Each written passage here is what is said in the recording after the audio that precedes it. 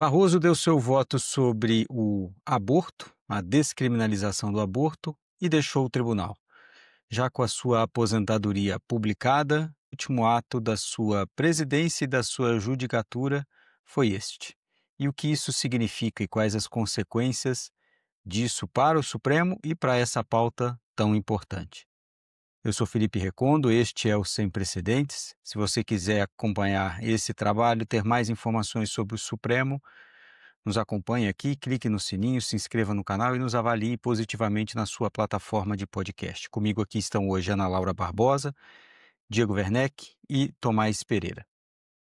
Gente, chamou muito a atenção e houve muitas críticas em relação ao ministro Barroso pelo comportamento judicial. Não pelo mérito necessariamente do seu voto, porque todo mundo já sabia da sua posição, mas por tudo o que envolveu esse processo. O ministro Barroso, só para lembrar, Ana Laura, ele pediu destaque quando a ministra Rosa Weber deu seu voto no plenário virtual antes de se aposentar. Ela tinha um mandato muito curto na presidência, a ministra Rosa chegou a fazer audiência pública sobre isso, votou e aí foi aposentada pela idade. O ministro Barroso não, o ministro Barroso se aposentou voluntariamente. Aí ele destacou esse processo lá atrás e disse: o Brasil não está preparado para discutir o aborto. E passou 2 anos na sua presidência sem pautar esse assunto com esse argumento.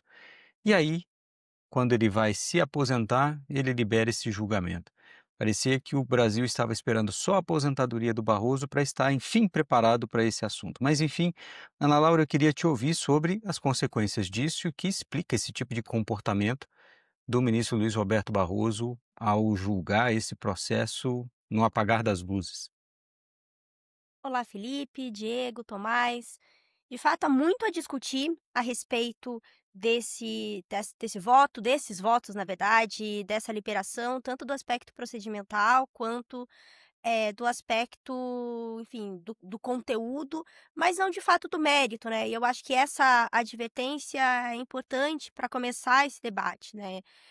Independentemente do posicionamento quanto ao mérito, que no meu caso, sou favorável à descriminalização do aborto, mas ainda assim, eu acho que há várias críticas ao momento em que isso foi feito, à forma em que isso foi feito, que apontam para algumas fragilidades, que fragilizam a pauta, que levam a justificativas menos robustas para assuntos que são importantes, que deveriam ter sido discutidos com mais profundidade, né. Como você adiantou, nas vésperas da aposentadoria, quando a aposentadoria já havia sido anunciada, quando já se discutia a Já tinha sido possibilidade. publicada, inclusive. Exatamente, quando já se discutia sucessão, e quando todo mundo achou que o voto já não viria, porque todos sabíamos que o voto que o processo estava na sua mão, o ministro Barroso fez aí uma jogada regimental para disponibilizar o seu voto na DPF 442 e também para deferir uma liminar em 2 ações, a DPF 989 e 1207, que envolviam a discussão sobre estado de coisas inconstitucional do aborto legal no Brasil.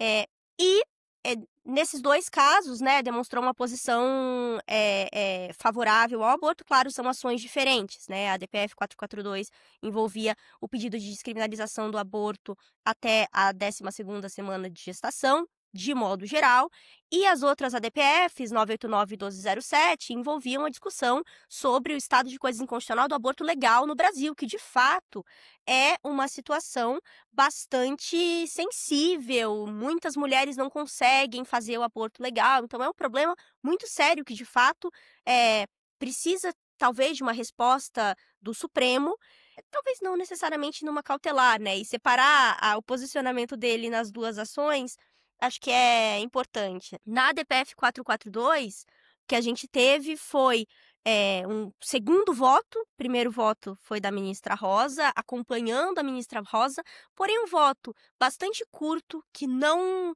enfrenta de fato, o conflito jurídico que existe, que como a gente comentava antes, né, faz algumas afirmações, religiosas, morais, que talvez não devessem entrar necessariamente, que vão no sentido contrário, do aborto. Acho que talvez o Tomás vá comentar, isso. E, ao fim, conclui, acompanhando o voto e com, o adicional de que quando a ministra Rosa libera a ação nas vésperas da sua aposentadoria, ela fez isso na condição de relatora. E o relator, ele tem relator e presidente, né, e o relator, ele tem a liberdade para liberar, e ainda não há limitações regimentais para o poder de liberação do relator, uma vez que ele decide aí a instrução do processo, libera para o plenário virtual com antecedência necessária para que esse processo seja pautado, e uma vez pautado, ele tem o julgamento iniciado e suspenso pelo pedido de destaque do ministro Barroso. Claro, você poderia questionar, não é um caso que seria necessário julgar no ambiente físico, ok, mas em termos regimentais, não me parece ter exatamente um problema. Claro, também teve a discussão sobre as sustentações orais na época, mas ainda assim, estava jogando com o regulamento embaixo do braço, acho que estava dentro do que se esperava. Agora, o ministro Barroso fica 2 anos com o processo, faz uma aposentadoria que é planejada, anunciada, antecipada, e depois de já anunciar a aposentadoria, usa a figura do cancelamento de pedidos de destaque, que é uma figura que por si só é bastante polêmica e merece aí ser discutida, ter a sua legitimidade discutida. Uma vez cancelado o destaque, há um pedido para uma sessão extraordinária urgente, e aí há que se discutir se havia ou não urgência, porque era uma aposentadoria planejada. Se inicia o julgamento, logo suspenso por pedido de destaque, até aí a suspensão por destaque faz parte das atribuições regimentais que existem. Mas o cancelamento em destaque em si, e de novo, não se fala aqui do mérito, é uma questão que cabe ser discutida no âmbito regimental. Já a liminar também precisa ser discutida, tanto que ela já caiu, né? Ela ainda Já não e rapidamente, finalizou. né? Rapidamente, uma derrota acachapante, nem todos votaram ainda. Eu acho que quem não votou não deve votar, mas já tem aí muitos votos pela derrubada da liminar, e o fundamento do voto que inaugurou a divergência, que é o voto do ministro Gilmar, é que não há periculum in mora, faz referência à DPF 54, talvez como uma sinalização de, olha, na 54 também perdeu na cautelar, mas ganhou lá na frente. Mas fato é, foi derrotado. Talvez até tenha sido mais uma manifestação da posição, de marcar a posição, do que propriamente querer ter uma influência direta naquele tema, né? Ô, Diego, eu queria perguntar para você até que ponto esse tipo de procedimento do ministro Barroso não pode colocar em risco o mérito dessa discussão. Porque eu faço um adendo rapidamente, Diego, ao que a Ana Laura comentou, né? Ele já estava, portanto, com a aposentadoria anunciada, o ministro Barroso, e mais do que isso, né, Ana Laura, todo mundo já falava quem seria o substituto, e o substituto tem uma posição religiosa conhecida. E aí fica parecendo, num caso como esse, tão difícil, tão divisivo, usar muitas regras debaixo do braço, como você disse, pode levar a uma interpretação de que está se movimentando absolutamente todas as peças possíveis para ganhar no tapetão. Diego, queria te perguntar isso, se isso não coloca em risco o mérito também. Eu acho que essa crítica que você levantou, ela, sem dúvida, é alimentada agora pelo que aconteceu. Mas eu também observaria que o sucessor provável já era conhecido, né, quando ele anunciou a aposentadoria. Então, eu acho que só que não é uma situação na qual ele anunciou, de repente aparece alguém. Eu sei que, né, a Ô, coisa se Diego, consolidou. Diego, eu vou te dizer o seguinte. Eu vou colocar de outra forma, Felipe. Qual a expectativa que ele teria de que quem entrasse no lugar dele seria tão favorável quanto ele à questão do aborto? Eu Verdade, só ponderaria verdade, isso. Eu só ponderaria isso. Mas sim, verdade. acho que o ponto importante que você levantou tem menos a ver com quem é o substituto e mais a ver com o fato de que essa crítica a um procedimento heterodoxo vai aparecer, sem dúvida mistura, né, isso eu estou de acordo. E aí eu pontuaria 2 ou 3 coisas aqui, a partir do que a Ana Laura falou também. Primeiro, eh, regulamento embaixo do braço é uma coisa, mas você precisa ter o mesmo regulamento debaixo do braço de todo mundo, né. Então, acho que esse é um episódio que 2 dias antes as pessoas estavam fazendo as contas e pensando: "Dá tempo? Será que dá?" Como provavelmente eu mesmo achava: "Não, acho que agora não consigo ver como dê tempo de, né, na quinta-feira antes". Tudo bem, a gente sempre pode estar errado, tem alguma regra que a gente não conhece, mas quando muita gente que acompanha o tribunal fica surpreendida, eu acho que mostra uma certa incerteza quanto ao procedimento, que é complicado, né. Então por que que é particularmente complicado? Esse é um caso já ao mesmo tempo que é um caso clássico de tribunal constitucional, né, então eu não endossaria a crítica de que esse não é um tema para o Supremo decidir. Isso eu acho que você pode decidir de um jeito ou de outro, mas eu acho que é um tema que tribunais constitucionais decidem, e se não tem a prerrogativa de decidir esse tipo de questão, é difícil imaginar o que que eles podem fazer em termos de direitos fundamentais, né. Mas então o ponto não é esse, mas é um tema que por onde ele passa, as decisões às vezes são mais progressistas, às vezes são mais conservadoras, muitos tribunais tomam decisões bastante conservadoras quando o tema envolve direitos reprodutivos. Por onde passa, esse tema gera divisão, esse tema vai gerar críticas ao tribunal, esse tema vai gerar a crítica de que são os valores pessoais do ministro que estão fazendo diferença. Isso é o difícil, que é inevitável desse tipo de questão. Aí você ainda coloca uma camada adicional que tem a ver com um procedimento. Embora, mesmo eu achando que, independentemente desses últimos dias, né, do ministro Barroso no Supremo, estava claro que quem viesse no lugar dele seria pior para quem defende, né, a posição que o ministro Barroso defende. Mesmo assim, ele de fato colocou um complicador aí no debate, né, pelo menos no curto prazo, acho que isso vai ser explorado sim como uma crítica, que ofusca o mérito, né, de fato. E sobre o mérito, eu só pontuaria uma coisa, que eu achei olhando o voto, né, o voto do ministro Barroso. No seu texto sobre o tema, Felipe, você falou também que era um voto mais quase que um manifesto, né, não lembro muito bem a palavra, É, mas porque ele concorda, né, com é claro, uhum. ele segue os fundamentos da ministra Rosa, e tudo bem, mas aí ele faz aquelas, se não me engano, 8 páginas de voto, alguma coisa assim, É né. 8 páginas se considerar 5 de lista de advogados, partes, amicus É, curiae, exato. Mas aí só para fazer um discurso. foram 2 páginas eu acho, né, É, de um discurso, 3 páginas. não é uma crítica dizendo que não cabe isso, mas do ponto de vista jurídico a gente vê pouca coisa ali, né, porque ele seguiu a ministra Rosa, né. Sim, e aí eu destacaria uma oportunidade perdida, Felipe, de reforçar o que esse caso tem, que não é simplesmente a retórica que se encontraria no debate político, no debate moral. Eu marcaria a oportunidade perdida de voltar a alguns fundamentos da ministra Rosa e dizer: "Eu concordo com esses fundamentos", especificamente com relação à questão que ela enfrenta de a Constituição brasileira protege o direito à vida de maneira que isso gera algum tipo de argumento contra o aborto. A ministra Weber tem dezenas de páginas no voto dela enfrentando isso, discutindo com a Convenção Interamericana de Direitos Humanos, né, e esse é um ponto chave para separar o que que é o tratamento constitucional do tema, que é claro que ele tem aí uma margens cinzentas com relação a questões de saúde pública, que são relevantes, né, mas eu acho que é uma oportunidade desperdiçada de, mesmo num voto muito curto, reforçar quais são os fundamentos jurídicos importantes do voto, né. Dava para fazer isso em alguns parágrafos, eu acho que seria uma coisa bem-vinda num caso como esse, com essa natureza.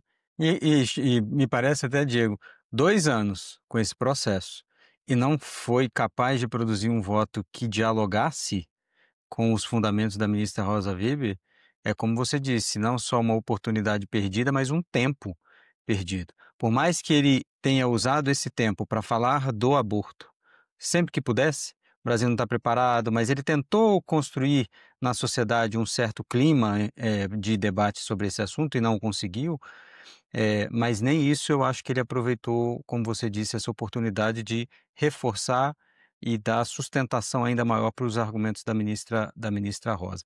Tomás, queria ouvir você sobre o voto também. O que que você viu aí nessas poucas páginas do Barroso que dê para a gente aproveitar aqui? Eu acho que a primeira coisa é deixar bem claro que eu não vejo nenhum problema, e acredito que ninguém aqui talvez vejam, não sei se vocês veem, mas para não parecer que isso é uma crítica, que seja um voto curto. Eu acho, inclusive, muito salutar que seja um voto curto, de poucas páginas, dado que é um voto que acompanha o voto da relatora. Eu, inclusive, acho que, dentro de uma ideia de comunicação, permite que as pessoas leiam, permite. Não tem por que você redizer ou levar para novos lugares, novos argumentos que simplesmente reforcem a mesma coisa, ou que cita autor diferente, uma coisa diferente, leva por um tipo para dizer basicamente a mesma coisa, tentando se, né, quase que se sobrecolocar, né, dizer assim, eu falo melhor sobre isso, não para ser curto, salutar que seja, um voto para acompanhar em geral deveria ser, eu diria curto. Eu acho que a questão é que, como você disse, é um voto que é curto, mas ele para dizer certas coisas e as coisas que ele diz não são coisas que dialogam ou substantivamente com os argumentos jurídicos centrais levantados pela ministra Rosa, que fez um voto muito bom. Então, eu acho que, inclusive, nesse contexto, né, em que acabou de sair, a gente pode falar disso daqui a pouco, né, mas saiu a decisão da condenação do núcleo do caso do golpe, que condenou o Bolsonaro e outras pessoas, né? E é um voto gigantesco, imenso, que ninguém vai ler, e acho que uma crítica razoável é dizer que é um absurdo que o Supremo decida um caso tão importante de uma maneira que ninguém vai ler, né? Seria Mais bom de 1000 que as páginas, né? pessoas pudessem ler, né? Então, nesse caso, é o contrário. Acho que é bom que alguém possa ler, que o Barroso saiu, tem o voto dele, quem quiser ler tá aí, pode ler. Eu não acho que os argumentos são em si nem ruins, assim. Enquanto argumentos gerais e pontuais, não tem um grande problema nisso. Eu acho que chama atenção o tipo de argumento que ele usou e o tipo de estratégia argumentativa, né? Então, não é por acaso, em termos de estratégia de argumentação, que o Barroso inicia o voto dele pela descriminalização do aborto, dizendo ninguém é a favor do aborto, né? Então é o mesmo tipo de argumento quando ele votou pela descriminalização da posse de maconha, especificamente, para usuário.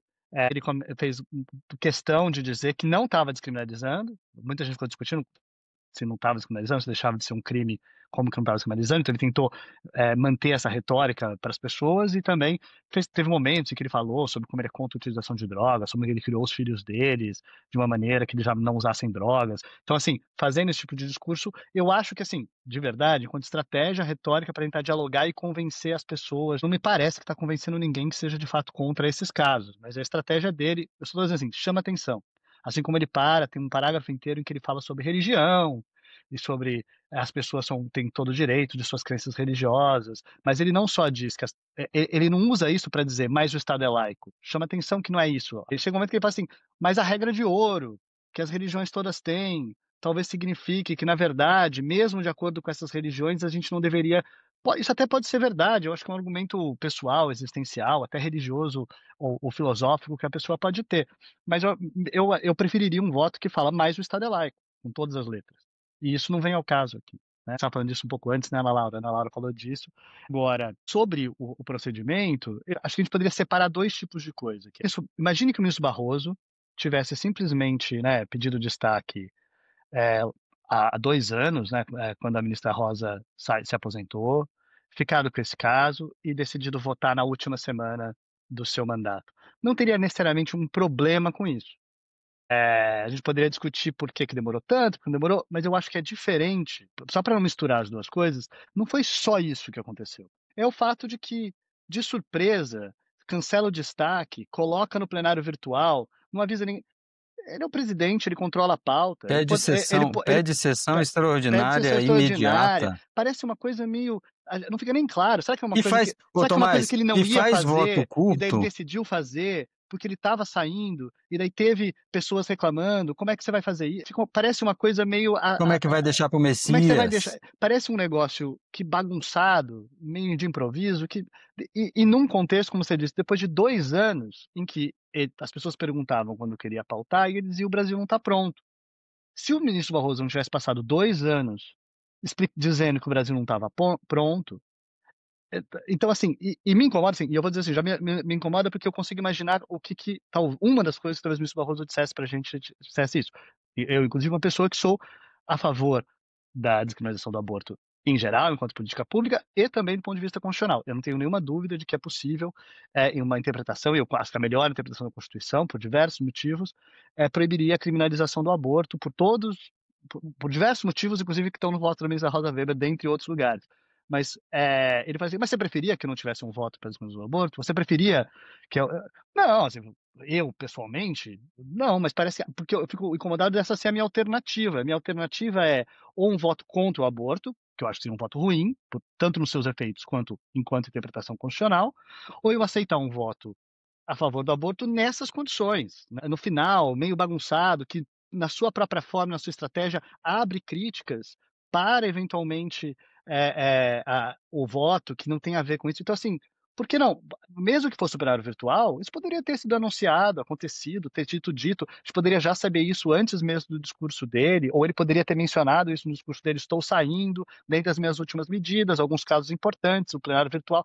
Tem diversas coisas que ele poderia ter feito, que teria feito essa coisa menos bagunçada, menos parecendo que não é, foi feito de último momento, por que que foi agora, por que que não foi? E, de novo, num contexto muito específico de um presidente do tribunal que passou 2 anos dizendo que o Brasil não estava pronto. Eu não acho que esse é um bom argumento para dizer, para não, né, acho que esse não é o argumento para não pautar o caso. Então, assim, eu discordo desse argumento, mas acho particularmente que depois de 2 anos ouvindo ele dizer isso, que ele faça isso sem nenhum tipo de justificativa.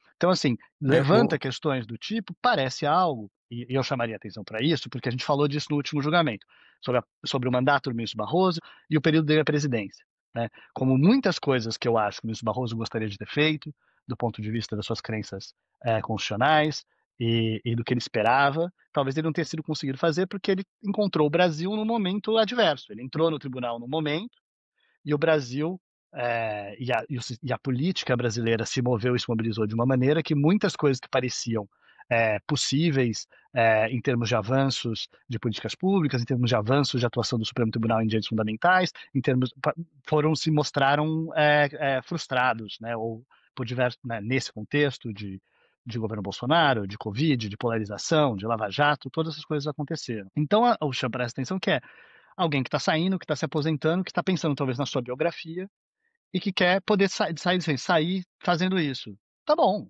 saiu fazendo isso. Não tem nenhum problema que no seu mandato e no seu último ano e na sua presidência tenha feito isso, mas eu chamaria a atenção que daria para ter feito isso sem ser desse jeito. Abre críticas, abre um espaço para críticas que misturam o conteúdo do voto com como ele foi dado. Inclusive, eu li editoriais que eu não gostei, eu li editoriais ruins, criticando o voto do Barroso, que fazia exatamente essa mistura. Era claramente um editorial escrito por alguém que é contra a descriminalização do aborto e que, na verdade, estava criticando como se fosse o problema, fosse a maneira como o voto do Barroso foi dado, sendo que, na verdade, a chamada era essa, mas quando você ia ver, na verdade, passa um bom tempo lendo o voto, o texto, você percebe que, na verdade, qualquer maneira que aquele voto tivesse sido dado, teria sido contra de qualquer maneira, e, na verdade, a pessoa é contra o conteúdo e não contra a forma. Mas fazer Contra o dessa maneira, eu mérito. acho que é uma coisa que bagunça o debate, atrapalha, e de novo, não teria sido difícil fazer um pouquinho melhor, fazer de uma maneira um pouquinho menos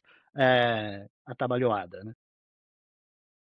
Ana Laura, queria te ouvir, até só para explicar uma coisa que você mencionou, né? Tem gente que às vezes chega aqui para ouvir o sem precedentes sem também entender boa parte das regras, né? Quando a ministra Rosa votou no plenário virtual, o ministro Barroso destacou, usando esse instrumento do destaque, para tirar do plenário virtual e aí poder levar para o plenário físico. E aí esse destaque é uma crítica que eu sei que você tem, Ana Laura. O destaque, ele permite que o ministro que fez isso, tirou do plenário virtual para levar para o físico, tenha uma espécie de vista potencializada, meio sem prazo. E aí o ministro Barroso ficou com esse destaque no seu gabinete e aí ele liberou só na última hora. E aí ele destacou, ele cancelou o seu destaque. E aí dizendo, não, manda para o plenário virtual mesmo. Então, afinal de contas, ainda tem esse acréscimo, né? Não era assunto para plenário virtual por ser tão importante que devia ir para o físico? Não, o ministro, na verdade, fez isso, mas como uma estratégia para segurar o processo. Mas queria continuar te ouvindo, Ana Laura, sobre esse assunto, porque eu até arrisco, e estávamos falando um pouco aqui antes disso, que lá adiante algum ministro ou mesmo parte da sociedade vá defender que esse processo comece do zero, inclusive diante desses problemas de procedimento.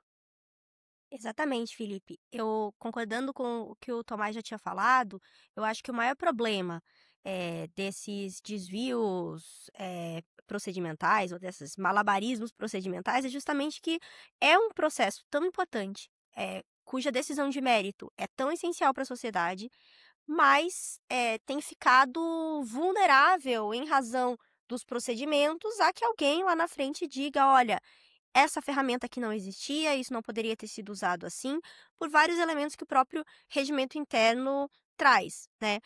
O pedido de destaque, acho que de fato é bom explicar, ele é um pedido para que um processo que está no plenário virtual seja transferido para o plenário físico, em razão da relevância, em razão da necessidade de discutir isso presencialmente no colegiado, cara a cara.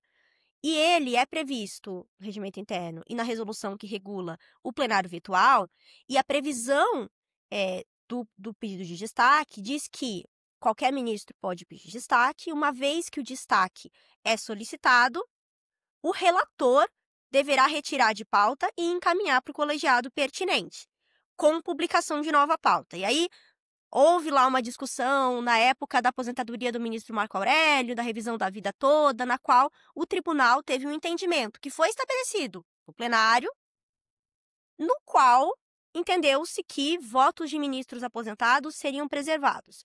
Isso por si só não está na resolução. Tudo bem estabelecer isso como um entendimento do tribunal. O problema disso já inicial é que, uma vez que é estabelecido sem mudança regimental, considerando que o tribunal muda de jurisprudência de forma mais fluida do que a gente gostaria, pode significar um acordo no fio do bigode. Mas tudo bem. Felizmente, eles têm mantido esse posicionamento de preservação do voto do ministro que se aposenta.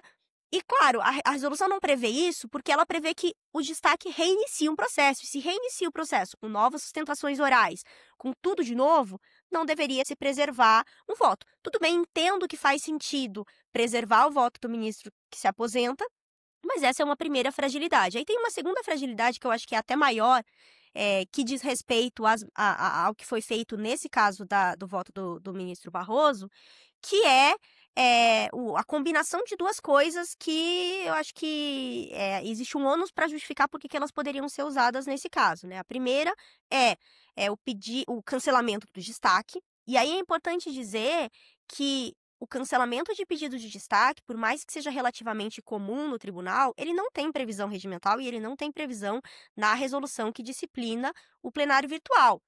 É mais uma compreensão de que, se você pediu, você pode despedir. Mas é difícil sustentar isso, até porque, uma vez que o destaque é pedido, a rigor o processo vai para o relator. E se o processo vai para o relator, o processo não está mais com quem pediu destaque. E até suscita algumas dúvidas, assim, uma vez que se o relator já liberou o processo, não foi o que ocorreu nesse caso, mas se o relator já tivesse liberado o processo, ainda assim poderia existir o cancelamento de destaque. O que é especialmente importante de se discutir, considerando que, depois de longas discussões, a proposta regimental da ministra Rosa, houve finalmente limites ao pedido de vista. Uma vez que o ministro pede vista, considerando que ele controla o timing do processo, ele tem um prazo de 90 dias e, passado esse prazo, o processo ele volta à pauta automaticamente. O pedido de destaque não tem esse limite. Só que, regimentalmente, pela resolução que regula isso, pelo menos não é a pessoa que pedir destaque que ficaria com esse poder. Justamente porque pede destaque, volta para o relator, a gente pode e deve questionar a falta de limitações do relator para quando ele libera o processo, mas fato é, pelo menos separa em duas pessoas. Quem pede é um, quem pauta é outro.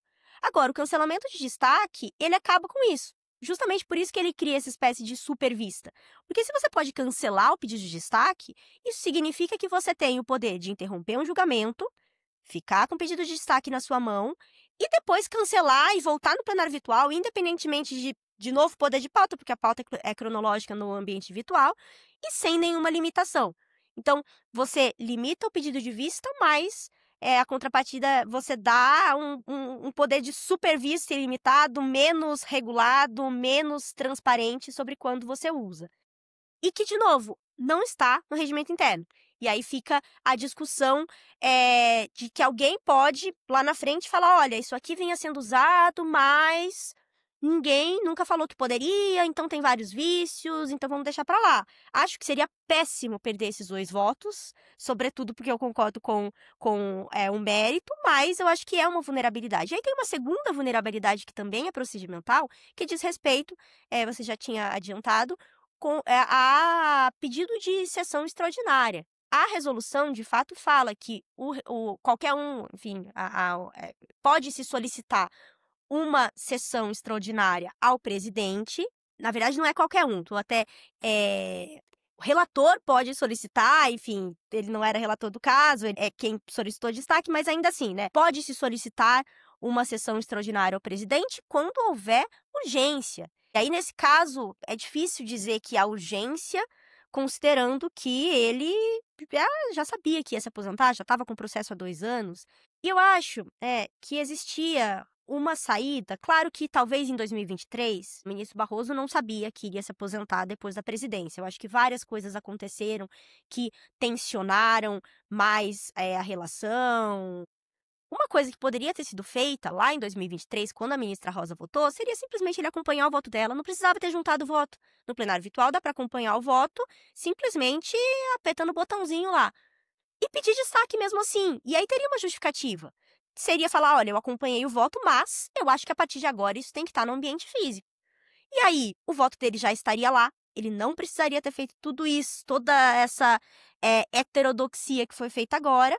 E ainda assim o voto dele seria contabilizado. Ou, como o Tomás falou, falar com o relator, ministro Flávio Dino, solicitar a liberação, ele próprio é o presidente, mas aí teria o problema de julgar isso no ambiente físico e talvez ter um risco de grande retrocesso. Eu reconheço que teria esse problema, mas eu acho que é um problema que também não deve ter a sua dimensão desconsiderada, o fato de ter tanta heterodoxia procedimental. Acho que tem aí eu tenho dificuldade em encontrar uma solução boa para esse problema, porque, né, como a Ana explicou muito bem, de um lado, um tribunal que tem tantas oportunidades e agora novas sendo criadas fora do regimento para você obstruir, segurar, parar, liberar, né, indivíduos que podem puxar para si esses poderes de agenda de maneiras que a gente não consegue saber de antemão. Esse é um tribunal em que, se você diz que os votos vão ser desconsiderados, as pessoas vão usar isso para tentar mudar o resultado, mesmo quando já tiver muitos votos no sentido dados de ministros aposentados. E um tribunal que demora, às vezes, 1 década ou mais para terminar um julgamento já iniciado, o que é muito bizarro, né? Não deveria. Isso daí. Uma coisa é você dizer tem que ter um prazo de 6 meses para decidir, outra coisa é você falar é ok começar um julgamento e terminar 10 anos depois, 10 anos depois. Porque, por outro lado, é claro que não faz sentido também você pegar um voto sobre certos temas de 15 anos atrás. Né? É fácil imaginar o cenário em que isso fica bizarro. Eu vou pegar um exemplo do próprio ministro Barroso, no voto dele na descriminalização da maconha. O voto dele de 2015 para 2023 mudou bastante. O resultado, né, a direção não mudou.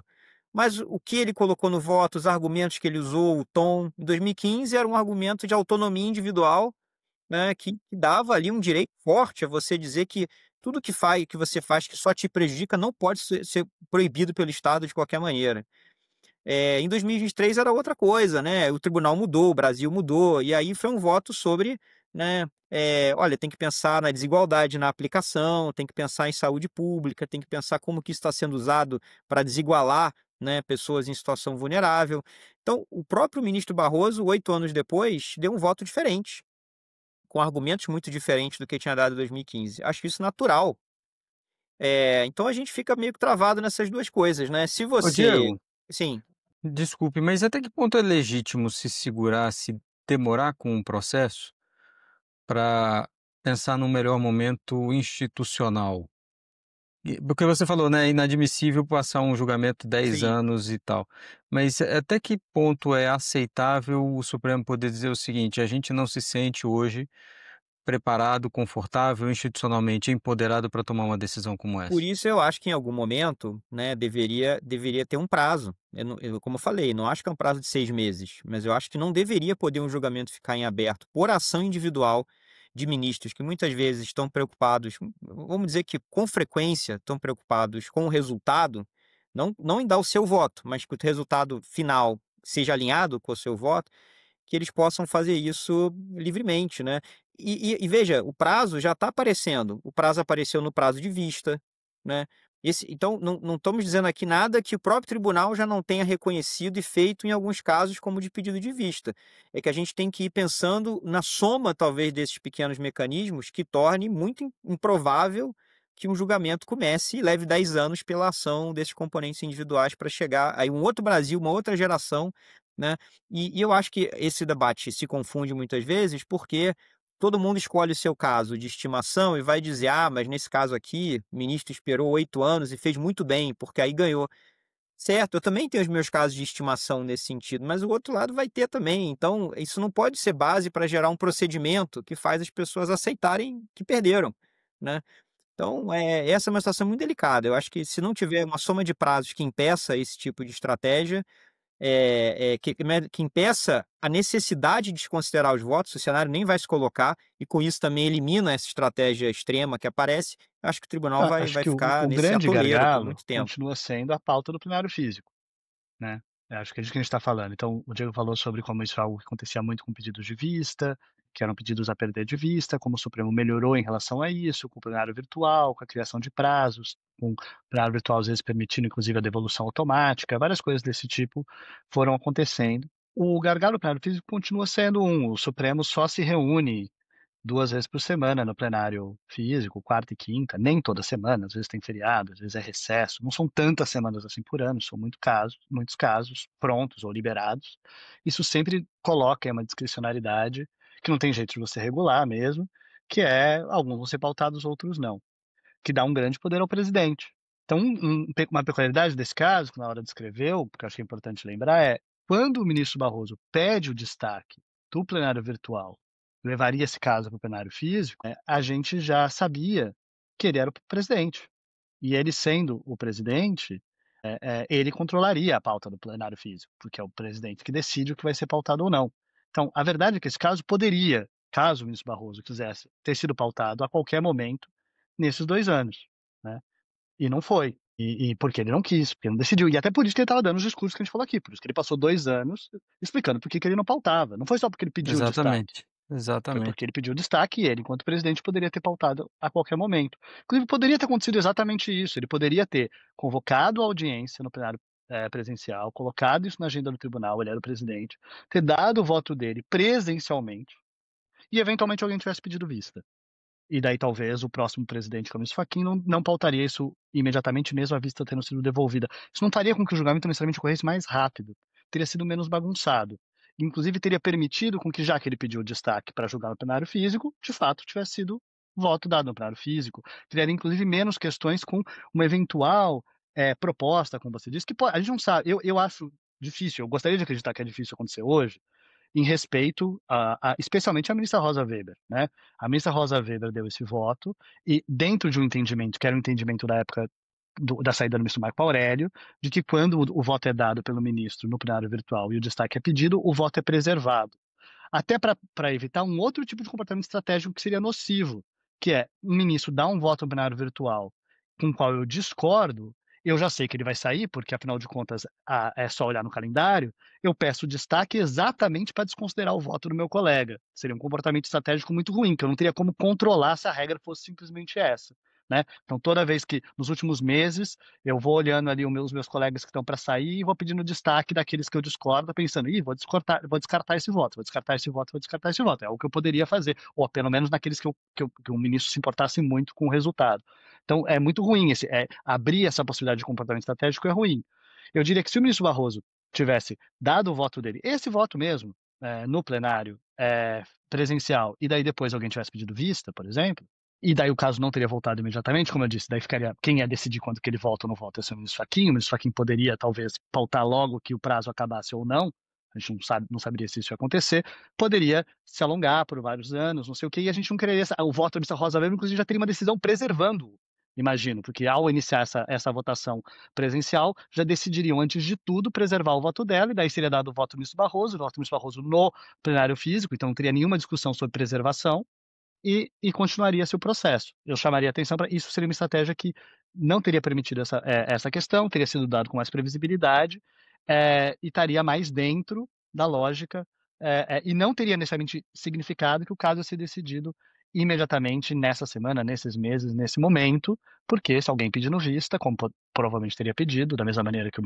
ministro Gilmar se posicionou no plenário virtual agora, isso teria sido segurado o processo mais algum tempo. Então, eu acho que a gente pode lembrar disso, que tem a questão esse é um gargalo difícil de controlar, porque é um gargalo material, e é um dos últimos poderes, digamos assim, individuais, realmente específicos que a gente tem. Gente, vamos falar aqui de um outro tema que permaneceu nesta semana, apesar de não ter definição, e eu queria ouvir o Diego sobre isso. Diego, a gente, quando gravou o último episódio, você não estava, mas a gente já falava da indicação do sucessor de Barroso. E a gente vê, se apostava aqui num primeiro momento de que essa solução seria rápida, e a gente vê que esse processo político vai se arrastando. E numa disputa que está muito clara entre Messias, ou entre os nomes de Messias e Rodrigo Pacheco, ou Davi Alcolumbre pressionando o governo para ter algum benefício político em razão da escolha de Messias e não do seu candidato Rodrigo Pacheco. Nós já vimos esse filme. É só lembrar o que Davi Alcolumbre, como presidente da CCJ, imagine agora como presidente do Senado, mas como presidente da CCJ fez com André Mendonça, deixou a indicação dele pendurada por meses até que ele se convenceu e colocou para votar. Mas e aí, como é que fica esse processo de substituição, Diego? Acho que a gente está vendo algumas consequências, não vou dizer naturais, certamente não positivas, mas consequências previsíveis de um processo de indicação, aliás, da indicação ter se tornado uma coisa que é basicamente sobre quem é o presidente e não sobre quem é a pessoa indicada. Então, é basicamente sobre quem tem poder para escolher e não sobre quem são as pessoas que poderiam ser parte dessa escolha, que seriam escolhas que talvez estivessem na pauta para presidentes diferentes, porque né, tem um destaque na carreira que as coloca nessa lista.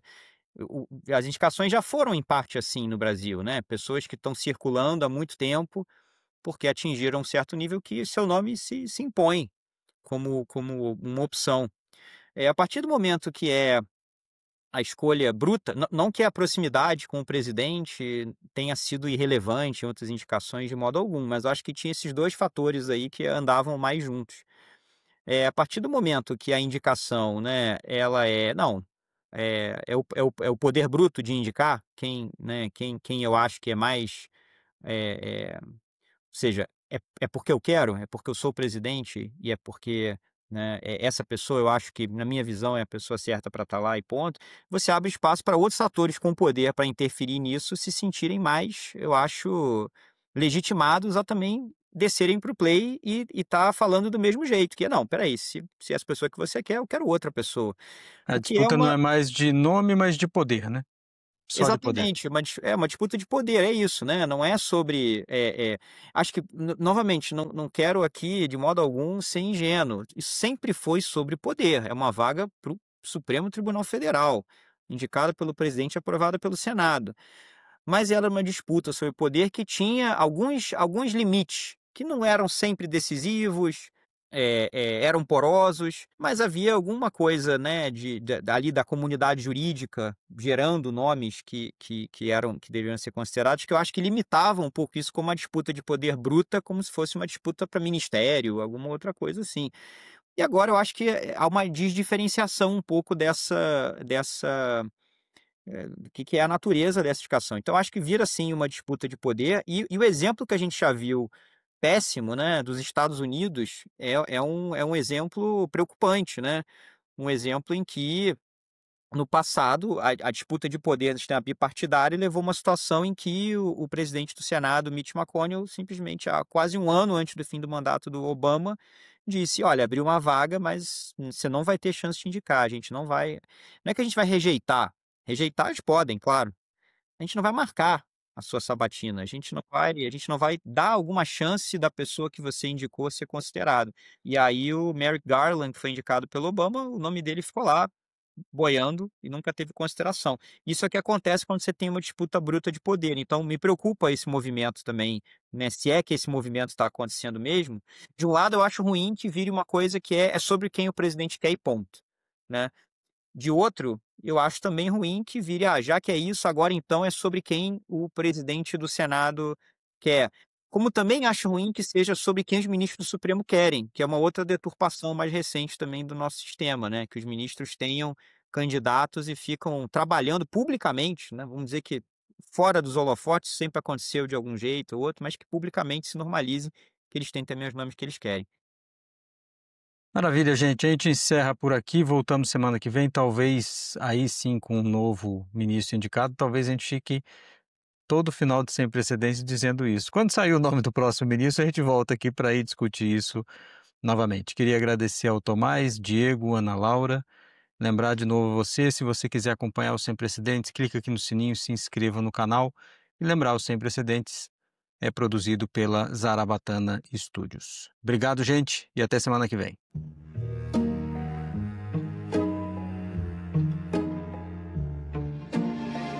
Tinha uns caras batendo aqui antes, eu não entendi